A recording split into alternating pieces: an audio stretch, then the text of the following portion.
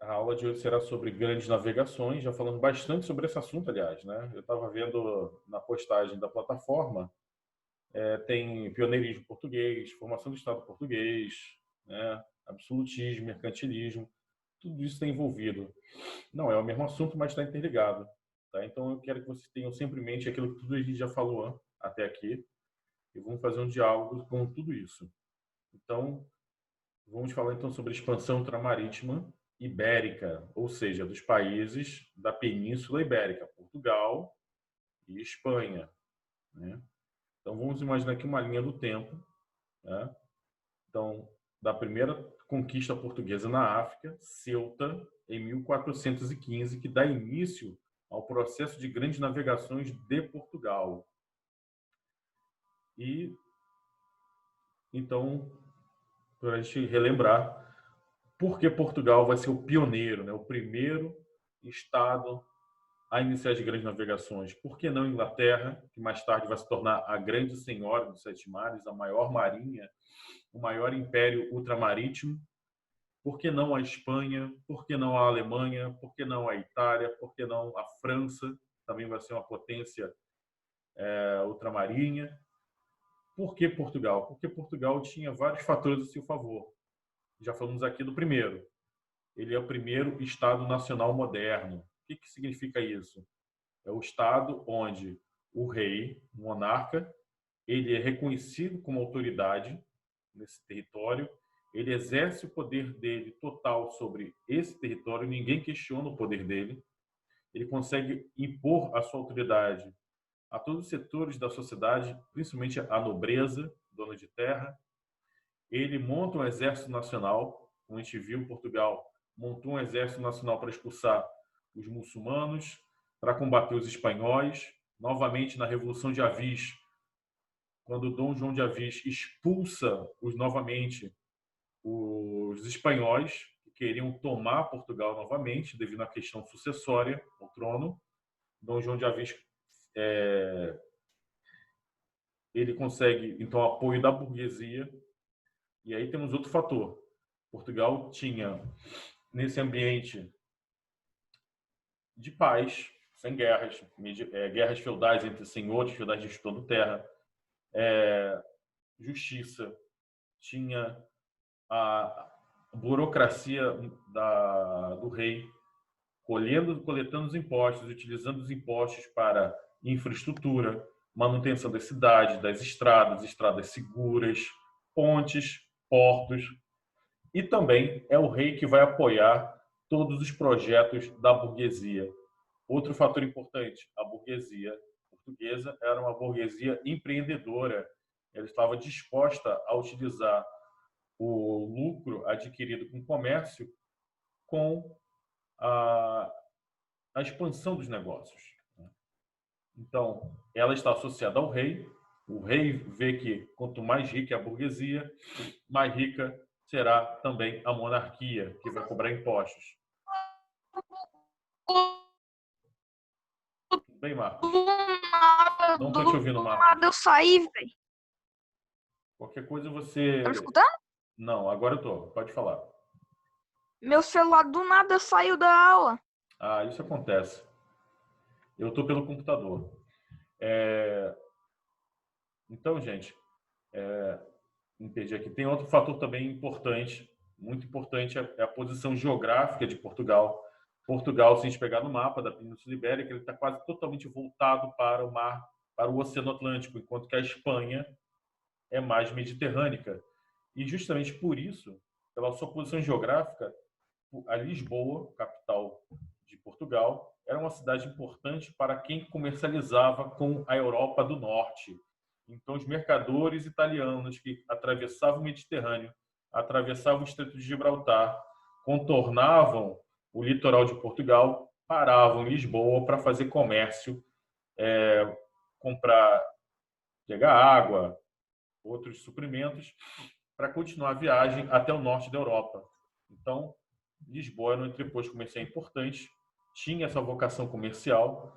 Os portugueses também, por não ter uma agricultura tão rica, eles se voltaram para a pesca, para a indústria da pesca.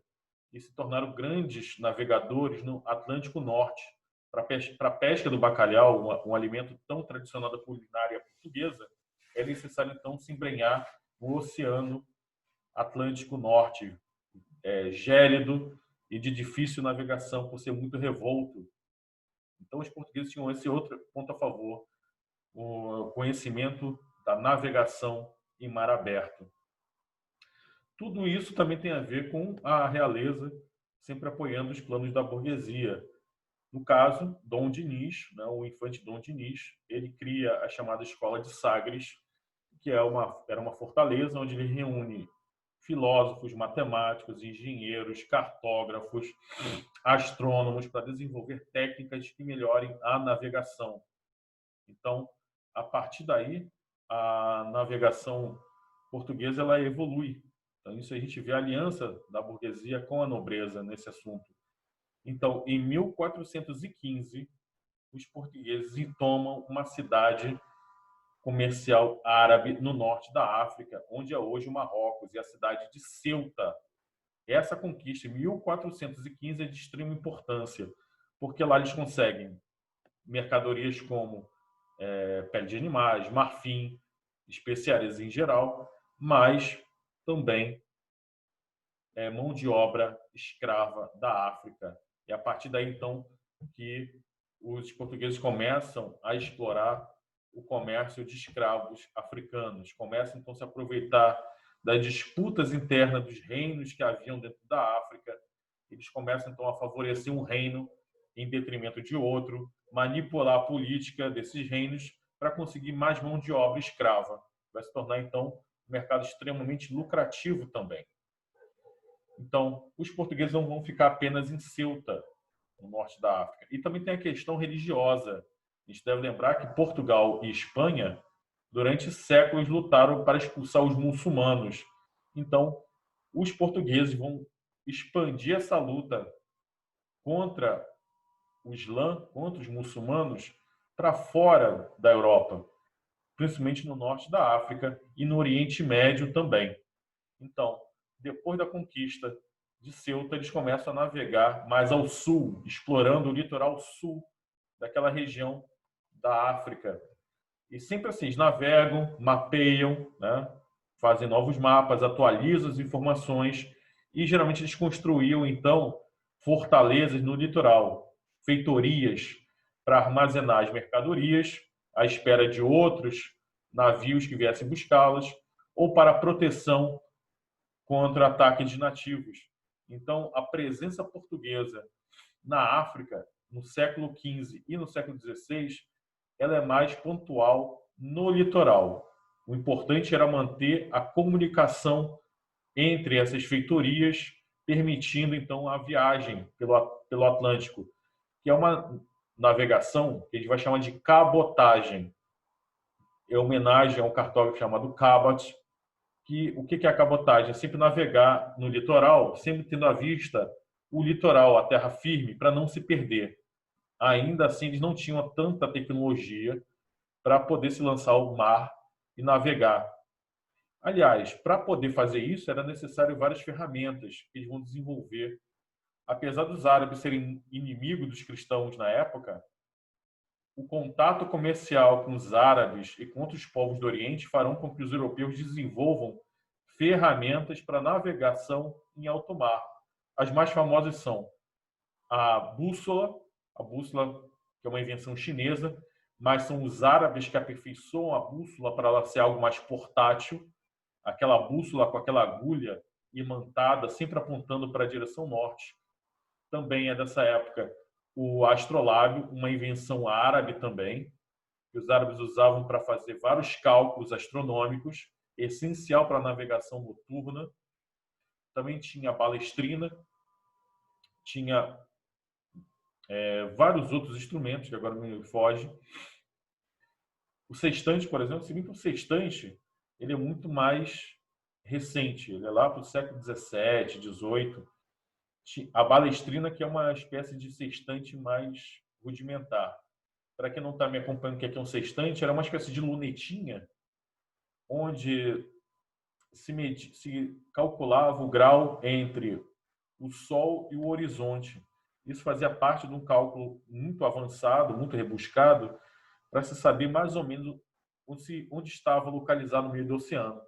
Isso porque no meio do oceano você não tem nenhum ponto de referência, né? Quais são os pontos de referência no meio do oceano? O Sol, né, que ele faz um trajeto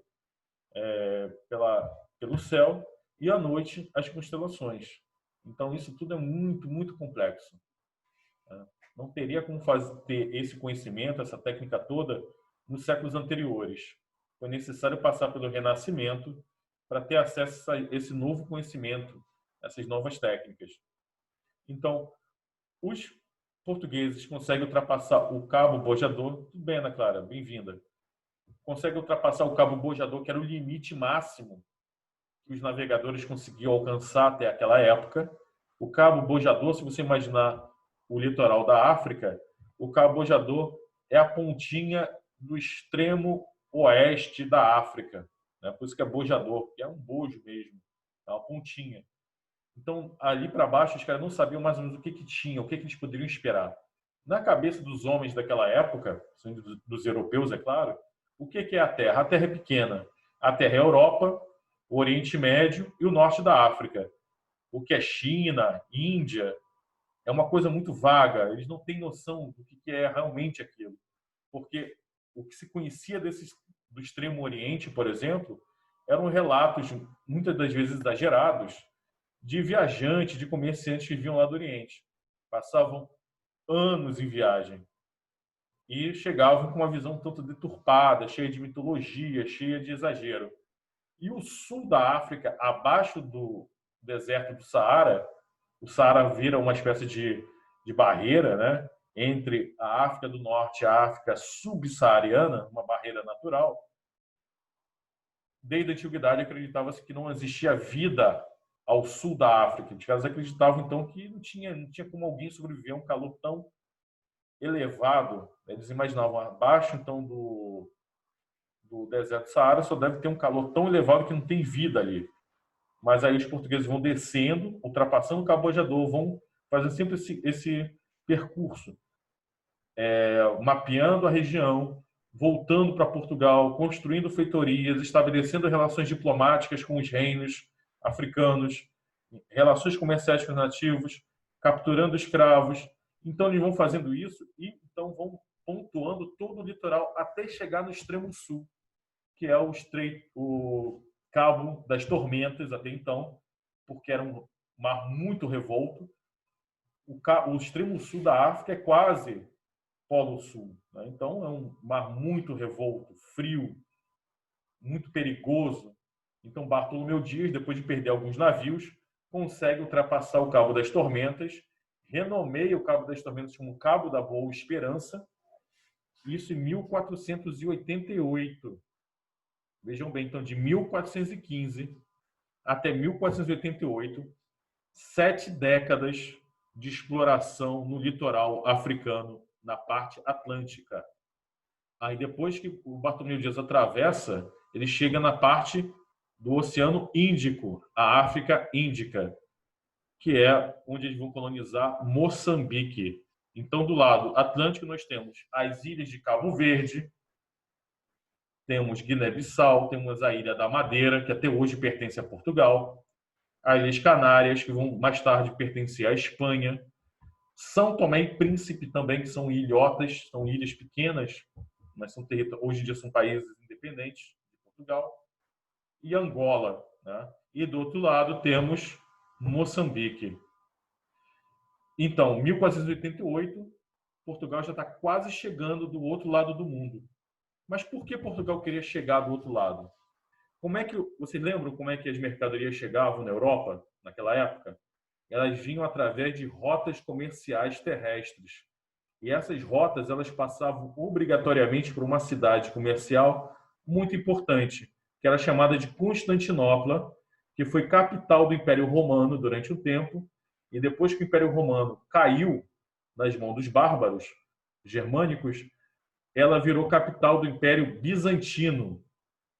Então, durante toda a Idade Média, o Império Bizantino vai dominar aquela região do Oriente Próximo, na fronteira entre a Europa e a Ásia. Só que havia um povo interessado em conquistar aquela região. Eram os turcos otomanos. Os turcos, um povo originário da Ásia Central, convertido ao islamismo, eles invadem e tomam Constantinopla, derrubam as muralhas poderosas de Constantinopla, depõem o imperador e ali começa o Império Turco-Otomano. Isso em 1453. Em 1453, os portugueses estão navegando na África. Mas só que aí, em 1453, quando os turcos tomam Constantinopla, essa passagem fica proibida para os cristãos praticamente, porque os turcos otomanos, que são muçulmanos, eles aumentaram ainda mais os impostos sobre os cristãos. Então, aquele comércio de especiarias que era monopolizado pelos italianos, genoveses e venezianos, fica muito caro. Então, os italianos começam uma corrida para descobrir uma forma de chegar na Ásia, nas Índias Orientais, para comprar as especiarias, sem ter que passar por ali. Então, eles começam também um projeto de tentar chegar lá, mas eles não sabiam como.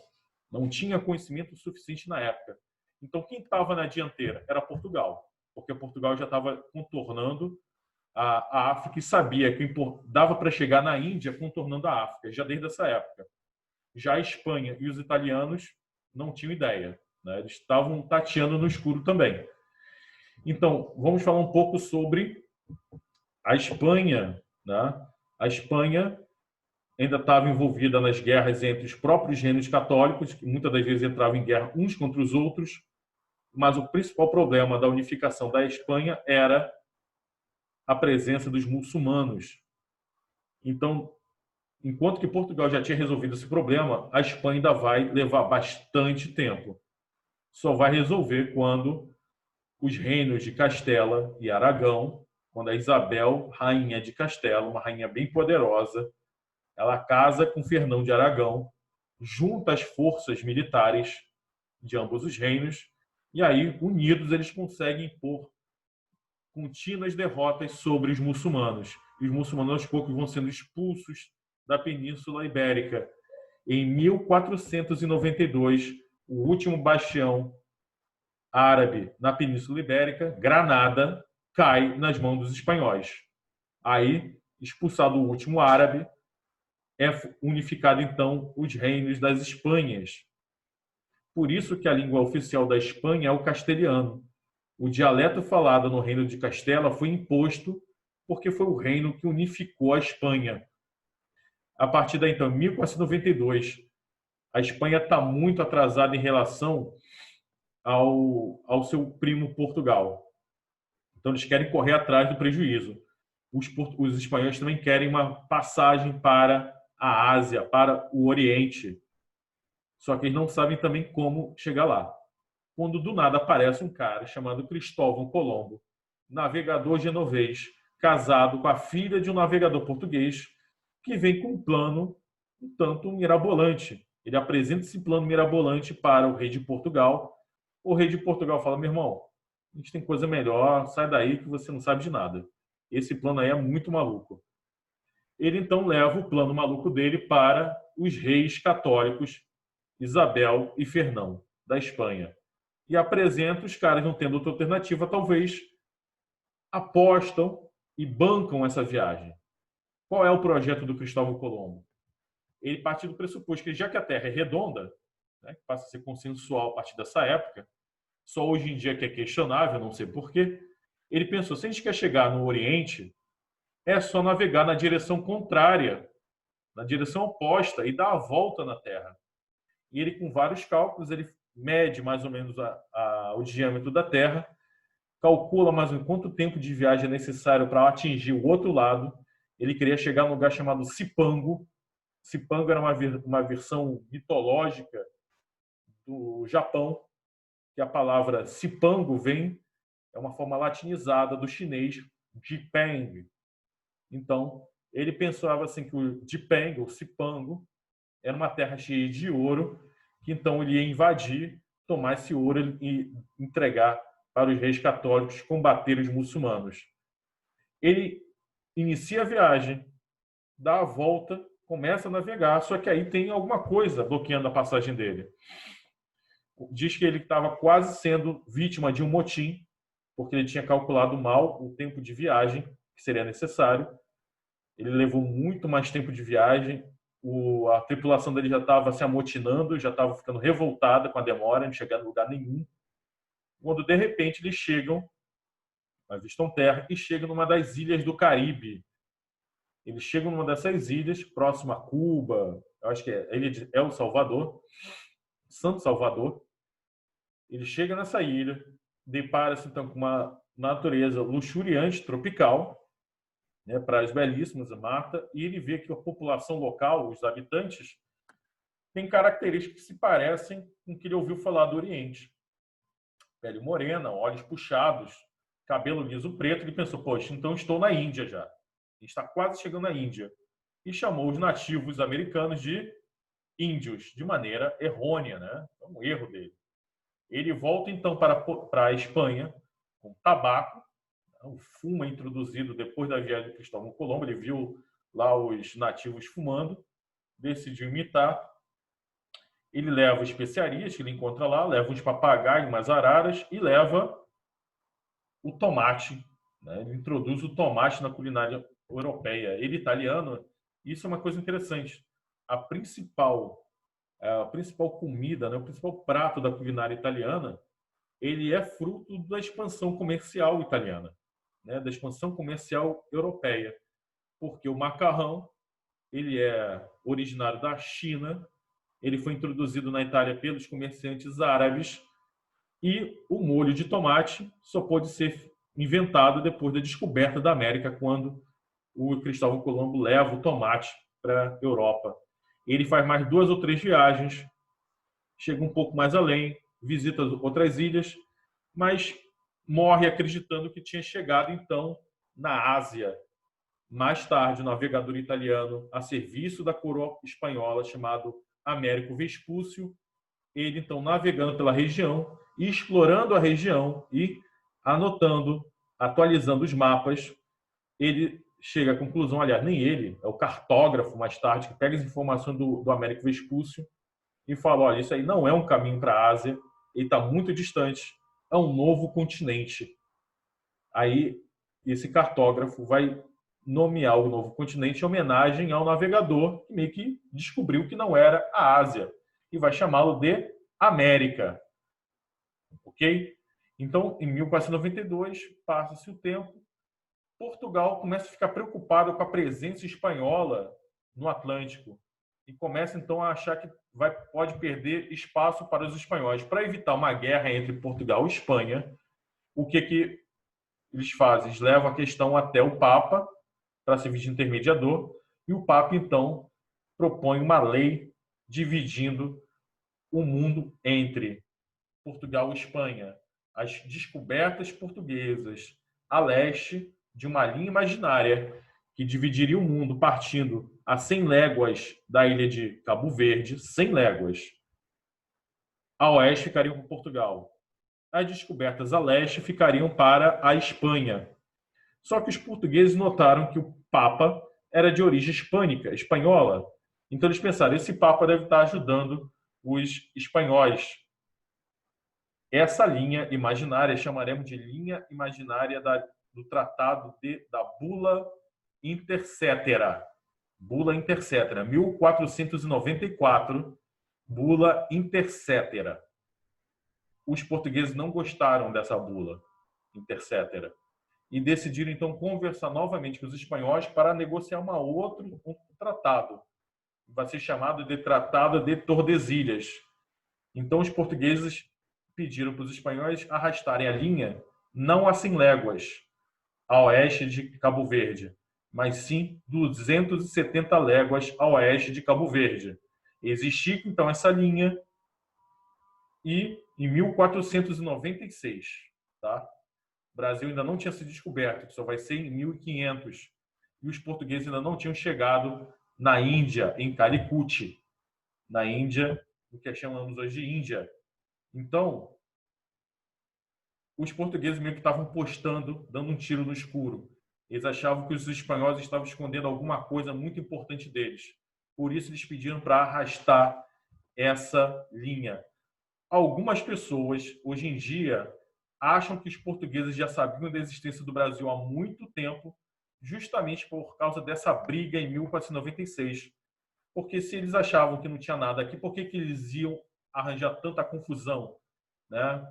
Enchendo a paciência dos espanhóis?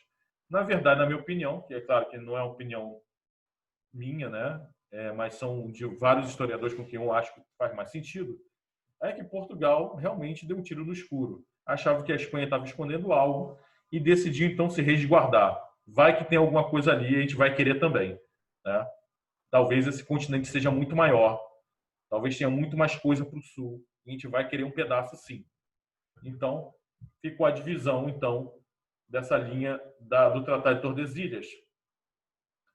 Então, em 1498, Vasco da Gama, liderando uma esquadra, consegue então fazer todo o percurso no litoral africano, o chamado Périplo Africano, essa viagem contornando o litoral da África, cruzando o Cabo da Boa Esperança, chegando no Oceano Índico e finalmente então atracando em Calicut, onde ele vai fazer comércio com o rei local. Ele então vai encher os navios portugueses de especiarias, vai fazer acordos com esse rei e vai então voltar para Portugal cheio de especiarias. Isso vai dar um lucro extraordinário para Portugal. O que eles investiram nessa expedição será multiplicado o lucro por 370 vezes. É um lucro assim astronômico. A partir daí, então, os portugueses dominam o comércio de especiarias. Os italianos ficam a ver navios, digamos assim. Bom, então, em 1498, os portugueses chegam na Espanha, quer dizer, chegam na Índia, mas os espanhóis não, ainda estão explorando a América. Então, talvez, a minha teoria, é claro que eu peguei isso de outros historiadores, né, que fizeram pesquisas, eles falaram que não existe nenhum documento em Portugal comprovando que os portugueses sabiam da existência do Brasil antes de 1500, 100%. Eles desconfiavam que deveria ter terra a essa altura, talvez por alguns sinais. Quando Vasco da Gama voltou com a sua esquadra para a Europa, ele teve que pegar uma corrente marítima, né? Lembrando que o navio ele é impulsionado por ventos, e tem que ser ventos fortes. Então, essas correntes marítimas, elas são como se fossem túneis de vento que empurram o navio, só que fica muito distante do litoral da África. Para pegar impulso e subir novamente para a Europa, esses caras ficam muito distantes do litoral africano.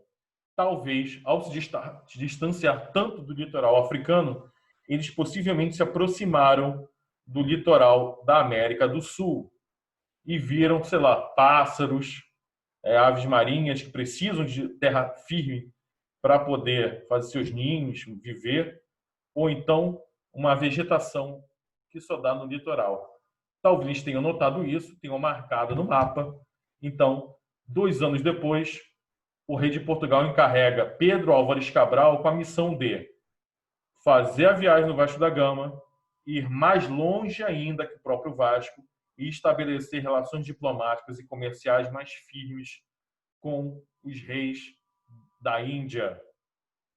E no meio do caminho, eu acredito que o rei de Portugal talvez tenha dito, olha, dá um bizu ali para ver se tem alguma coisa.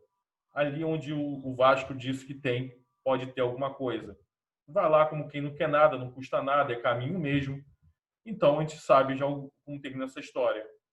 Pedro Álvares Cabral chega, então, à região que é hoje Porto Seguro, toma posse, então, daquela terra que ele desconfiava que existia, mas que a gente não pode dizer hoje em dia, com certeza, que eles já tinham consciência plena da existência desse território.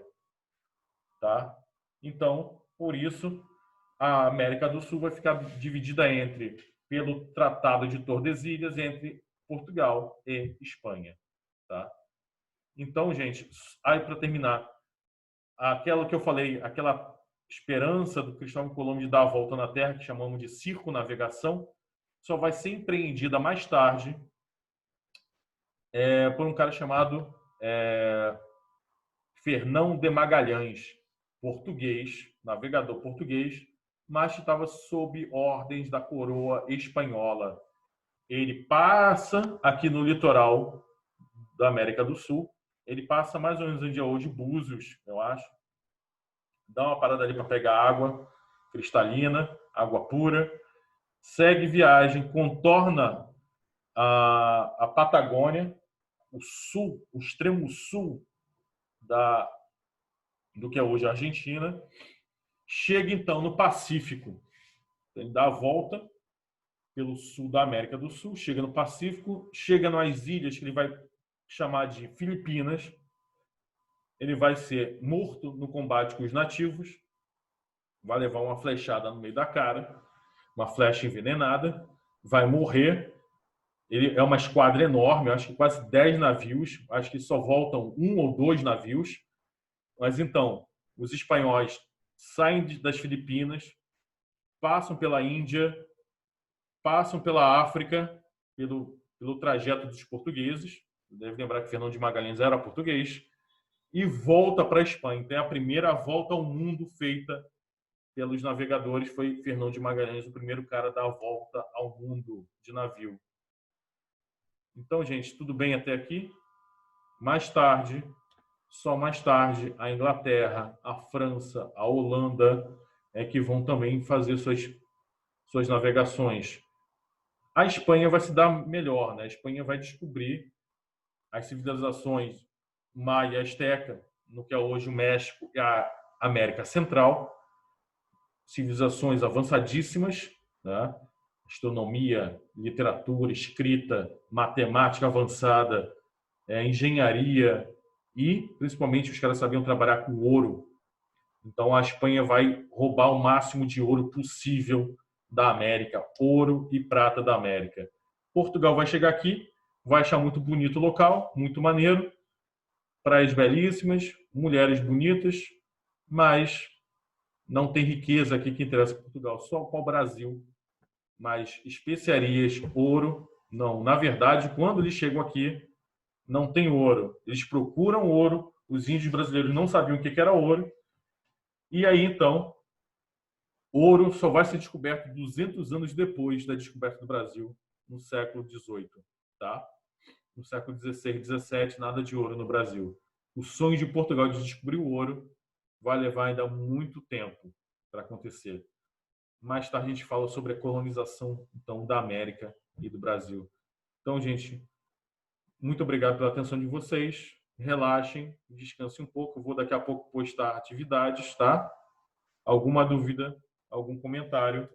Deixa eu tirar uma fotinho aqui da nossa presença, né? Que eu nunca tiro, sempre esqueço, mas hoje eu consegui lembrar.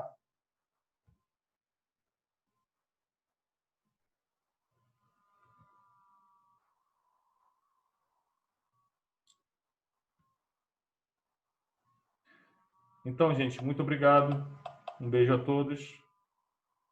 A matéria da prova, gente, vai ser mercantilismo. Anota aí, mercantilismo, formação dos Estados Nacionais, moderno, Portugal e grandes navegações.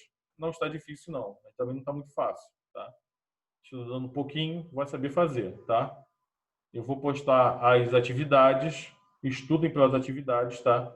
Nossas 3 últimas aulas, né? Vocês podem estudar pelas 3 últimas semanas, tá bom? Não está tão difícil assim não, tá bom? Relaxem e estudem nossas 3 últimas matérias, tá? Abraço.